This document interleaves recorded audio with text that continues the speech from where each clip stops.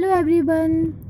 आज के इस वीडियो में हम एक टॉपिक कॉलोनियलिज्म, जिसे उपनिवेशवाद कहा जाता है, के बारे में डिस्कस करेंगे।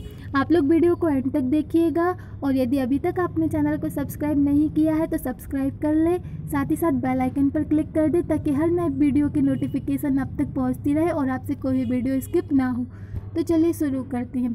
कॉलोनियलिज्म या उपनिवेशवाद क्या होता है कि जैसे एक कोई शक्तिशाली राष्ट्र है, वो किसी दूसरे राष्ट्र पर कब्जा करेगा, ठीक है, और वहाँ के जो पॉलिटिकल मतलब राजनीतिक, आर्थिक, सामाजिक और सांस्कृतिक जो रिसोर्सेस हैं, व्यवस्थाएं हैं, उनको प्रभावित करेगा और वहाँ के लोगों को भी कंट्रोल में करना शुरू कर देगा, उन पर अपना नियंत्रण करना शुरू कर देगा। तो इसे कहा जाएगा उपनिवेशवाद या कॉलोनियलिज्म।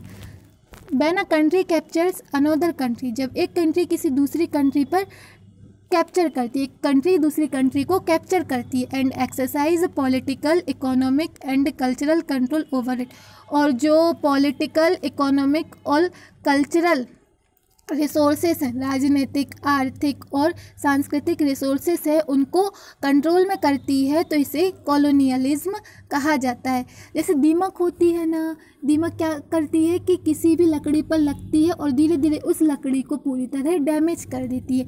उसी तरह जब कोई राष्ट्र किसी दूसरे राष्ट्र पर कब्जा करता है, शासन करना शुरू कर देता है, तो वो राष्ट्र धीरे धीरे उस दूसरे राष्ट्र को पूरी तरह प्रभावित कर देता है। और जिस राष्ट्र पर किसी दूसरे राष्ट्र का शासन होता है तो वह राष्ट्र पूरी तरह प्रभावित हो जाता है, वहाँ के लोग भी प्रभावित हो जाते हैं और वहाँ की जो सामाजिक, आर्थिक, राजनीतिक व्यवस्थाएं होती हैं, संस्कृति होती है, वो भी पूरी तरह प्रभावित हो जाती है। फॉर एग्ज़ाम्पल, जैसे अंग्रेज़ों ने भारत पर पूरे 200 साल राज किया, तो सबसे पहले क्या हुआ कि ब्रिटेन से कुछ लोग भारत आए और उन्होंने अपनी एक कॉलोनी बनाई, ठीक है। धीरे धीरे ये कॉलोनी पूरे भारत में फैल गई, तो इस तरीके से बहुत सारी कॉलोनी हो गई भारत में, ठीक। अब ये जो कॉलोनी थी भारत में, ये जो पॉलिसीज़ बनाती थी, ये नीतियाँ बनाती थी, ये भारत और भारतीयों के हित में ना होकर ये ब्रिटेन के हित में था, ठीक है। इसी कारण बहुत सी ऐसी नीतियाँ थीं, ऐसे कमीशन थे, एक्ट थे, जिनका भारत में विरोध हुआ। जैसे रॉलेट एक्ट, साइमन कमीशन का भारत में विरोध किया गया, क्योंकि वो भारतीयों के हित में तो था ही नहीं, उससे भारतीय परेशान थे, लेकिन वो किसके हित में था? ब्रिटेन के हित में था, इसीलिए भारत में इनका विरोध हुआ, ठीक। तो ये है कॉलोनियलिज्म या उपनिवेशवाद। अब जो कॉलोनियलिज्म है या कॉलोनियल हिस्ट्री है, इसके बारे में पता कैसे चलता है? तो कॉलोनियल हिस्ट्री के कुछ सोर्स हैं जिससे पता चला कि कॉलोनियल हिस्ट्री क्या है, ठीक है। उपनिवेशवाद के बारे में पता चलता है, उसके बारे में भी हम देख लेते हैं। देखो, जो कॉलोनियल हिस्ट्री है उसका जो प्राइमरी सोर्स है वो ब्रिटिश एडमिनिस्ट्रेशन के पास रखे हुए रिकॉर्ड है। मतलब ब्रिटिश एडमिनिस्ट्रेशन में जो कलेक्ट्रेट ऑफिस होते हैं और कोर्ट वगैरह होते हैं, उनमें रिकॉर्ड रूम होते हैं। रिकॉर्ड रूम में पुराने डॉक्यूमेंट, दस्तावेज, मैप, लेटर्स ये रखे हुए होते हैं।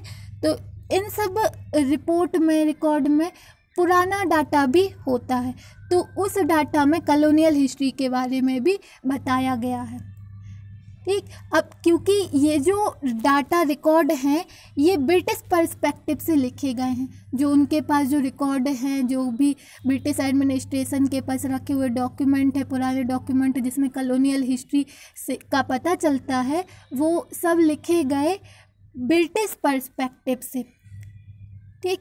अब हिस्टोरियंस उससे लेकर क्या समझते हैं, तो वो उनके बारे में जानते तो हैं, लेकिन वो फिर भी जो पूरा रिज़ल्ट है वो कैसे पता लगाते हैं? तो उसके लिए वो क्या करते हैं कि उस समय लोगों की जो ऑटोबायोग्राफीज़ है, यात्रा वृत्तांत है, जो पोयम लिखी गई हैं, जो नोवेल्स हैं, ठीक है, तो उस पीरियड में ये सारी चीज़ें हैं, इनको भी वो पढ़ते हैं। उस समय लोगों का जीवन कैसा था, ये सब उन पोएम्स में, उन नोवेल्स में मिल जाता है, ठीक है। तो उससे ये पता लगा लेते हैं। तो ये तो था कॉलोनियल हिस्ट्री के सोर्सेस।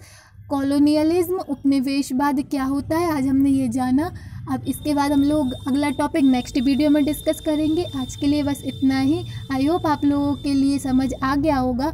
यदि आपको वीडियो अच्छा लगा हो तो लाइक ज़रूर करिएगा। मिलते हैं नेक्स्ट वीडियो में। बाय।